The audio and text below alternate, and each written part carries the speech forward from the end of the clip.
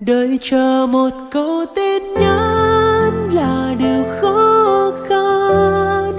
Một lần được em lo lắng sẽ chẳng bao giờ.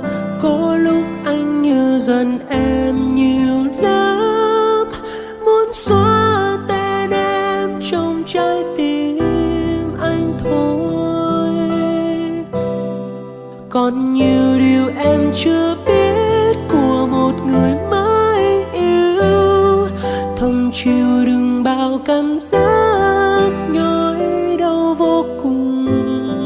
Hãy nói anh nghe một lời dấu mình chẳng thể gặp nhau nữa. Đừng lặng im với anh.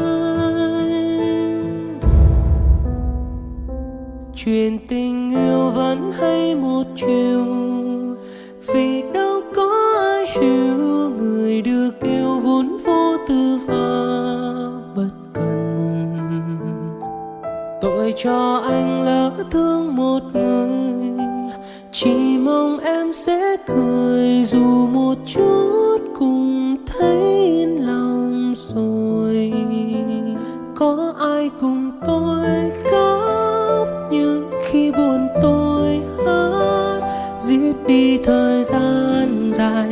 Mỗi đêm anh nhớ em, lắng nghe giọt mưa rơi, chỉ biết ta trách công trời đã tạo hóa rằng cứ tình yêu sẽ khổ đau. Đợi chờ một câu tin nhắn là điều khó khăn. Một lần được em lo lắng sẽ chẳng bao giờ. Có lúc anh như giận em nhiều lắm, muốn xóa tên em trong trái tim anh thôi. Còn nhiều điều em chưa biết của một người mới yêu. Thầm chịu đựng bao cảm giác nhói đau vô cùng. Hãy nói anh nghe một lời dấu mình chẳng thể gặp nhau nữa. Đừng lặng im với